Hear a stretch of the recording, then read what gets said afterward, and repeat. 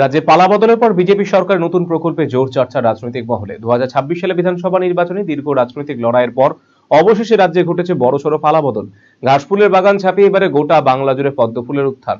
নির্বাচনের ফলাফল ঘোষণার পর থেকেই রাজ্যের রাজনৈতিক মহলে শুরু হয়েছে জোর জল্পনা। নতুন সরকার গঠনের পর একের পর এক নির্বাচনী প্রতিশ্রুতি বাস্তবায়নের পথে হাঁটতে শুরু করেছে বিজেপি সরকার। বিধানসভা নির্বাচনের আগে বিজেপি প্রকাশিত ইশতেহারে মহিলাদের জন্য একাধিক গুরুত্বপূর্ণ প্রতিশ্রুতির কথা ঘোষণা করা হয়েছিল। বিশেষ করে লক্ষ্মীর ভান্ডার প্রকল্পের পরিবর্তে অন্নপূর্ণা ভান্ডার চালুর প্রতিশ্রুতি ছিল বিজেপির অন্যতম রাজনৈতিক অস্ত্র। সেই প্রতিশ্রুতি অনুযায়ী এবারে রাজ্যের মুখ্যমন্ত্রী শুভেন্দু অধিকারী ঘোষণা করেছেন রাজ্যের মহিলাদের জন্য চালু হবে অন্নপূর্ণা ভান্ডার প্রকল্প।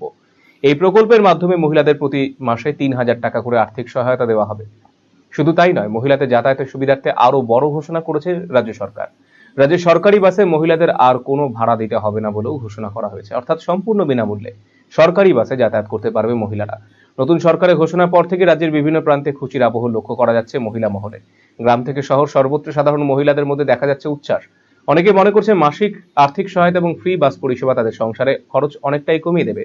বিশেষ করে নিম্নবিত্ত এবং মধ্যবিত্ত পরিবারের মহিলাদের কাছে এই প্রকল্প বড় স্বস্তির কারণ হয়ে উঠতে পারে বলে মত রাজনৈতিক বিশ্লেষকদের একাংশের। এই বিষয়ে আমরা কথা বলেছিলাম রায়গঞ্জের বিভিন্ন মহিলাদের সঙ্গে, শুনবো তাদের প্রতিক্রিয়া। মহিলাদের জন্য খুবই ভালো হয়েছে, যেখানে ১,৫০০ হতো সেখানে এখন ৩,০০০ করে প্রত্যেকটা মহিলারা আমরা পাবো। সবার জন্য খুব ভালো। আর বিশেষ করে যেটা ভালো হলো, মহিলাদেরকে তো অনেক ক্ষেত্রে বাইরে যাতায়াত করতে হচ্ছে, সেক্ষেত্রে যদি ভাড়াটা সেট হয়ে যায় সেটাও একটা খুব ভালো দিক। আর এখন তো অন্নপূর্ণা ভান্ডার দিবে, ভান্ডার যখন ১,৫০০ টাকা দিত, এখন অন্নপূর্ণা ভান্ডার ৩,০০০ টাকা দিবে। খুব ভালো, সাধারণ মানুষদেরও খুব ভালো নেওয়াতে। আর সরকারি বাসে তো আগে ভাড়া নিত, এখন তো ভাড়া নেবে না মেয়েদের।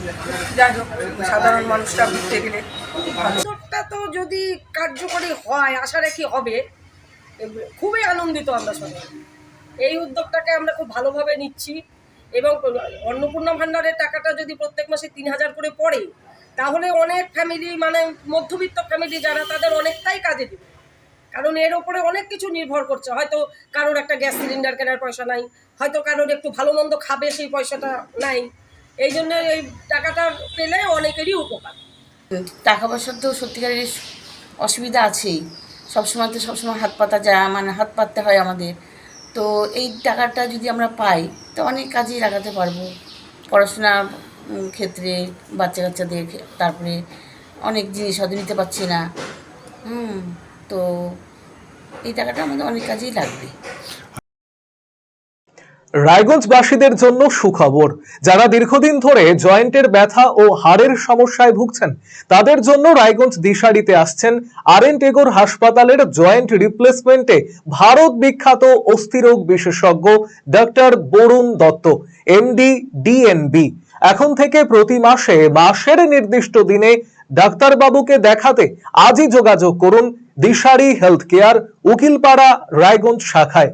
যোগাযোগ করুন 7477785509 এবং 7477785512 এই নম্বরে। কলকাতার RGM Ayurvedic medical college and হাসপাতালের medical officer doctor Somnath Dutta এখন নিয়মিত রোগী দেখছেন রবিবার, সোমবার এবং মঙ্গলবার। দীর্ঘদিনের হাঁটু, কোমর, গাঁট ব্যথা, নার্ভের সমস্যা, পেটের সমস্যা, যৌন সমস্যা ও মানসিক সমস্যা সমাধানের নির্ভরযোগ্য প্রতিষ্ঠান রায়গঞ্জ স্কুল রোডের লোকনাথ আয়ুর্বেদিক ঔষধালয় ও রায়গঞ্জ এলআইসি মোড়ের লোকনাথ আয়ুর্বেদ চিকিৎসালয়। এখানে স্বর্ণপ্রাশন, কাপিং থেরাপি, লিচ থেরাপি ও পঞ্চকর্মার মাধ্যমে চিকিৎসা করা হয়। তাই নাম লেখাতে আজই যোগাযোগ করুন 9434966017 এবং 9153958198।